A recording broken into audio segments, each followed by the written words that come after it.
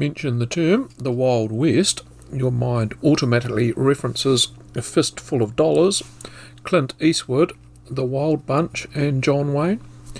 The backdrop to American westerns was the semi-lawless era, great expanses of untapped lands to make or lose one's fortune, troublesome natives and troublesome locals, hard-working, hard-drinking, the making and breaking of a man, woman that knew how to give both barrels of a 12-gauge, pointed into the crutch. All of those credentials were true here in New Zealand, exactly the same time as your setting in your favourite American movie. There were those skirmishes with the local natives, the Maori in the North Island.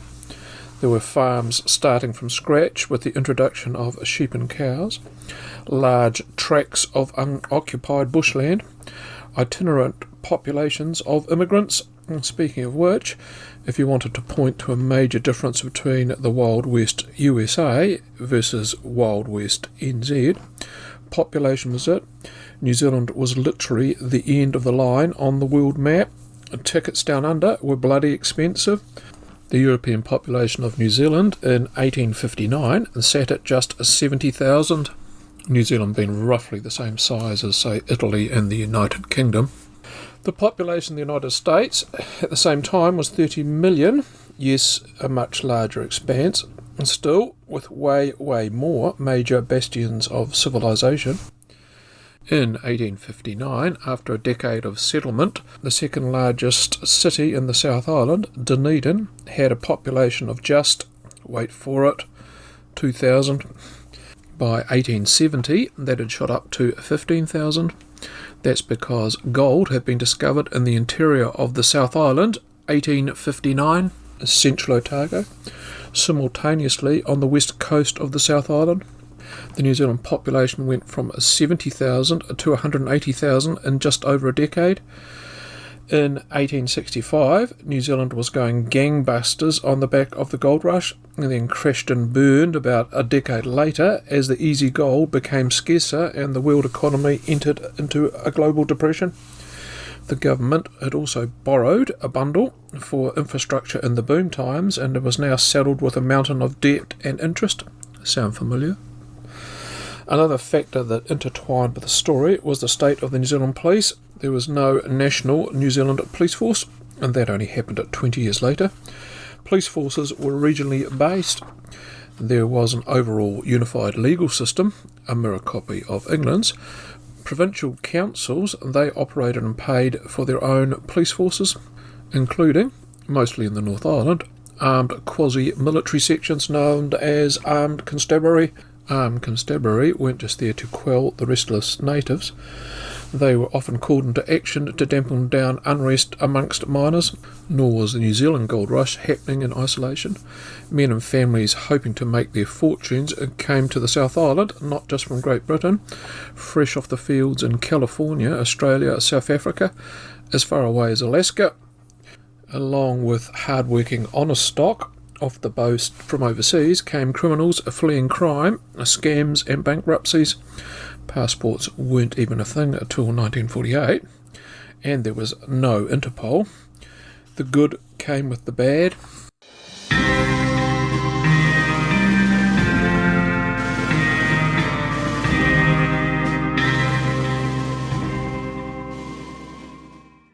The township of Notown sat inland from the Grey River, about 20 kilometres from Greymouth, West Coast, South Island.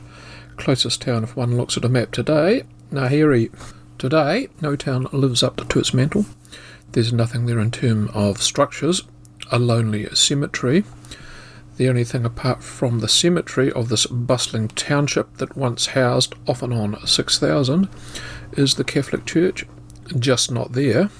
That's at Shantytown, a recreated gold rush village just outside Greymouth. There's also a wooden water wheel from the old Notown. That's at a nearby farmstay and once was behind a hotel in Greymouth. In other words, not much survives to today. Just stories like this one. Given the seat-of-the-pants nature of gold mining, Notown was interchangeable from the other boom and bust settlements. Within spitting distance was Rough and Tumble, Red Jacks, Paddy's Gully, Sunnyside, Half Ounce, 12 Mile. The west coast of the South Island was dotted with locations that all boasted a rugby team, at least one pub, a local school. Addison's Flat, just south of Westport, was another one of those locations. Gold was discovered there by an American Negro. The river at Addison's is called Dirty Mary. One guess as to the origins of that name. Site of major sectarian violence when rival Protestants and Catholics fought pitched battles in the main street. When I say pitch, I'm talking forks, spades and axe handles. Napoleon Hill was another township, and that boasted a casino. Another now ghost town was the quartz town of Crushington, on the outskirts of Reefton, where the Berlin Olympic gold medal winning runner, world record holder, Jack Lovelock was born. If you were thinking the towns up and down the west coast had rather colourful names, and take a look at the mines. Energetic, Sir Francis Drake, Siberia, Keep It Dark, Just in Time. That's before we even get to the evocative characters that frequented the towns. Perfect example was Sugar Annie, real name Annie Rankin, who had her own claim, boozed with the best of them in Notown. Even when most of the miners had abandoned their near-exhausted claims near and around Notown and 12 Mile, she persisted on her own, hermit style. Well, after she was able to earn a decent living, I might add, only got to enjoy 1 year of retirement. Now, let's all take a horse ride through Notown's main street, Bunna Parade, and around its 6 streets laying behind it. See what we can see. Picture in our minds a Hollywood set for a western, and you're fairly much on the money.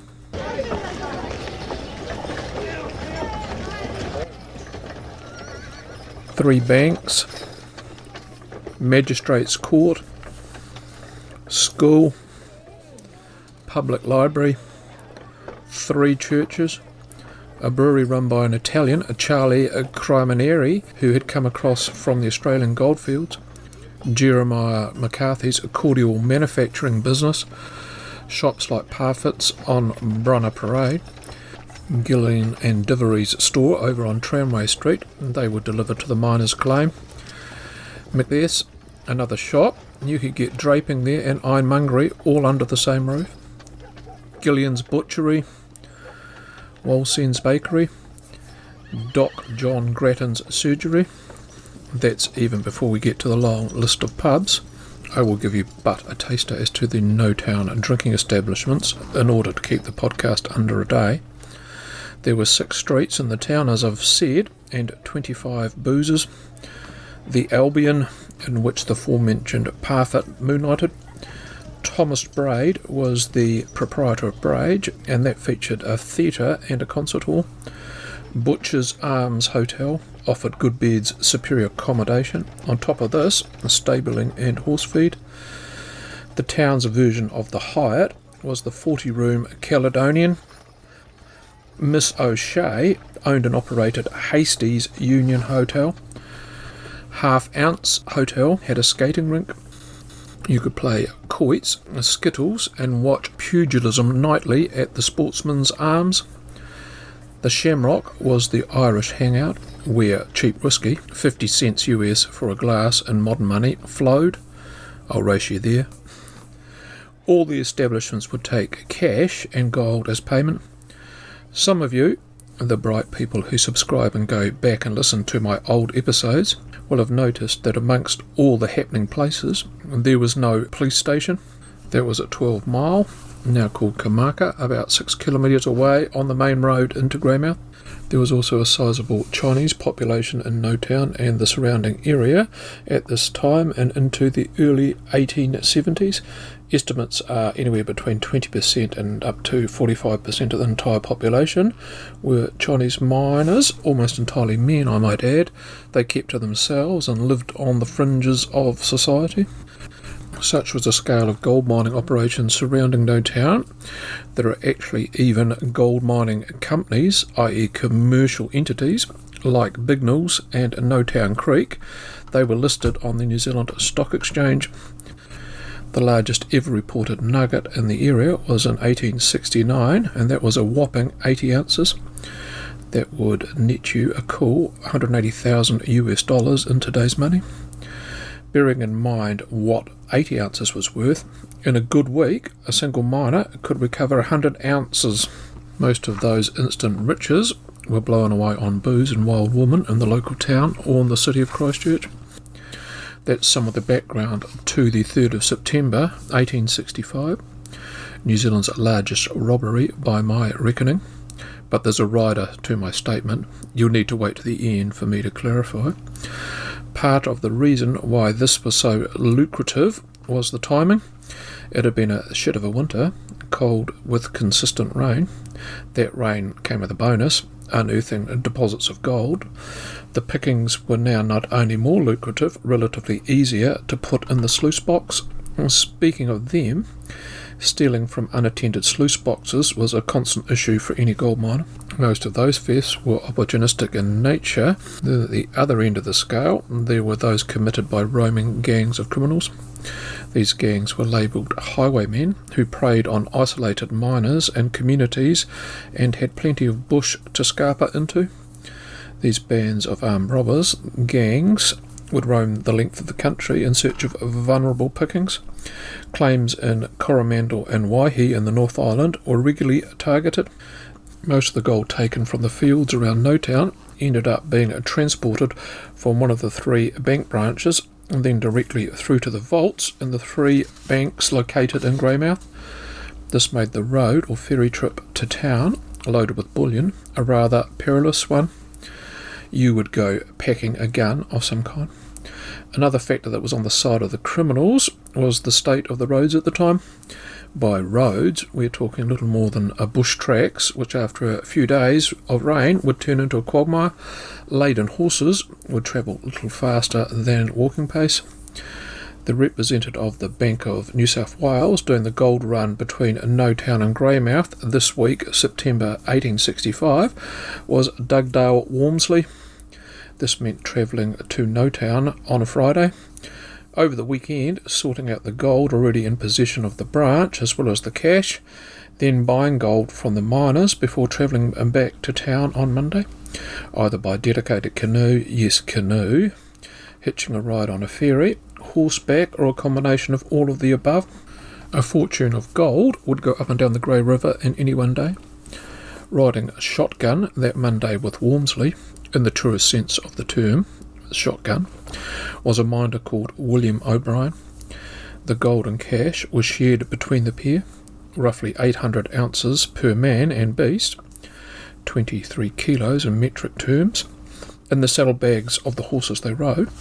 Both Walmsley and O'Brien carried a revolver.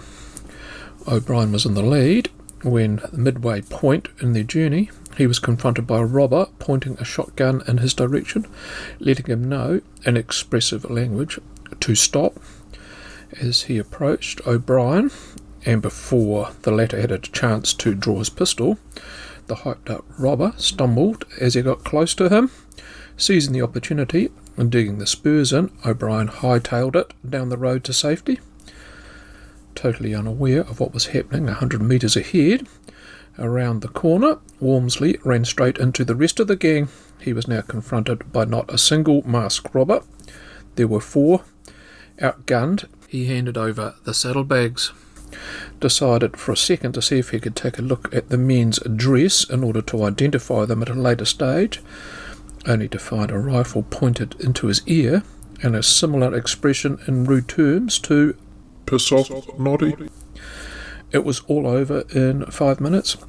821 ounces of gold and £1,000 in cash was gone.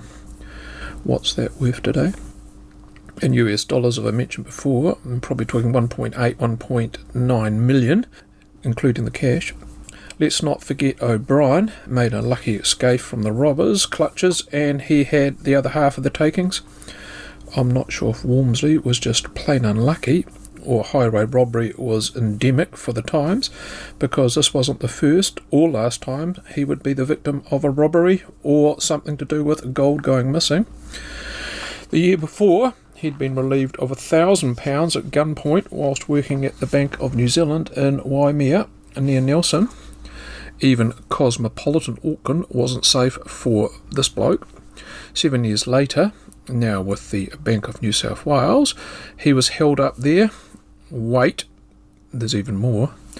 History is way more interesting than fiction. 4 years after the Notown hold-up, whilst on the West Coast, and Walmsley was on security detail carting about large amounts of gold and coin on horseback. Still more bad luck, or probably bad preparation. This time, a nail had worn through to make a small hole in his pack saddlebag, out of which came a trail of gold coins, and spilling out onto the road. Was only recognised by a pissed-off branch manager. After he arrived, he was sent back to try and retrieve what he could. That produced very little. By then, the delighted local school kids had come across these coins in need of a new home. Next, their parents. None of these locals were too keen on returning their fines. The modern-day equivalent of 70,000 US dollars went into the local economy. Now back to our story. The albatross Walmsley galloped into 12 miles. When the coast was clear, the laden O'Brien did the same. With only 2 officers on duty at that station, they had to seek support from Greymouth to mount some sort of an effective search. 4 hours passed until there was a team on hand. Oodles of time for the crooks to effect an escape. Even today, with the advent of helicopters, going missing in the New Zealand bush often only requires you to tramp 100 metres off the track. Anyone willing to rough it in a remote area, wait till the dust settled, had the odds heavily stacked in their favour. The police's best chance here of catching the crooks was if they blew their hideout and sought the comforts of civilization. Similarly, hope a nosy neighbour or publican would report one of the locals suddenly splashing money around town. Then guess what happened? Muddied the waters for the detectives seconded 50 kilometres north of Hokitika. A fortnight later, an almost identical theft took place. 2 men with gold-laden horses left Notown carrying 140 ounces worth, destined to travel on the ferry into Greymouth. Walsh was on the lead horse. Malloy was at the rear. The two became separated. Walsh arrived into 12 Mile Creek on his own in a fluster in a cloud of dust, told the police, "The same gang as before have come back," scared the bejesus out of him and rode away into the bush with the gold he was carrying. Malloy and the coppers, well, they became suspicious because Walsh's time frame and descriptions didn't seem to ring true. Their suspicions that the criminals would come back for a second go and prove correct. Walsh had faked the robbery. He'd simply taken the gold off the track and buried it, then ruffled himself up by rolling round, and then rode into town. That gold was retrieved in short order. And how was the main hunt coming along? Days turned into weeks, and nothing. 4 men alleged to be the crew were dobbed in and interviewed. They all kept stum, stuck to their alibis, and the police couldn't pin anything on them. Nor had Walmsley or O'Brien any way of identifying anyone, as they had been told by their assailants, as I mentioned before, literally with a gun stuck in their heads. "One move and you're dead." Which was then a threat you took very seriously.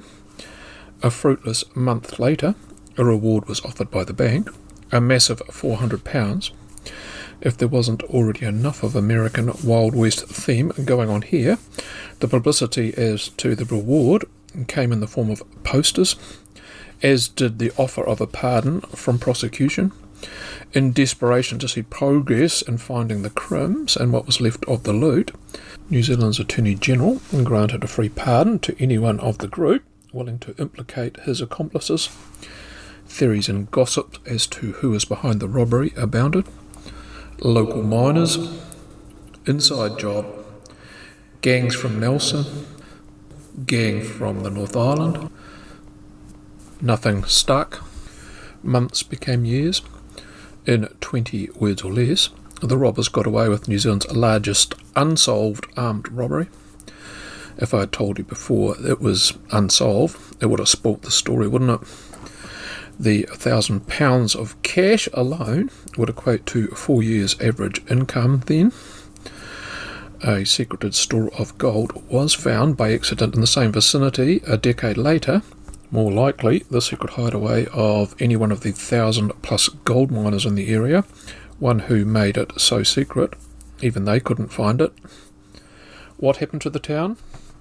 After the initial gold rush diminished, so did the population. By the turn of the century, the surrounding gold was exhausted. If you're watching and listening to this on YouTube, this is a painting of the town in 1910. It was still sparsely occupied. 2 decades later, the 1930s, the town was now deserted by humans. Houses and buildings worth saving shifted. The proceeds of the robbery could turn up. Gold fossicas with a metal detector. The weather washes away a long hidden trove. Highly unlikely though. Odds on, ultimately, the breweries and brothel owners likely got the lion's share. That's it for today. Thanks to those who support my amateur one-man band podcast. Like hearing unique and quirky New Zealand stories. Even I don't know what's happening next time. And bound to be something that hasn't got an airing somewhere else. So do stick around. Bye for now.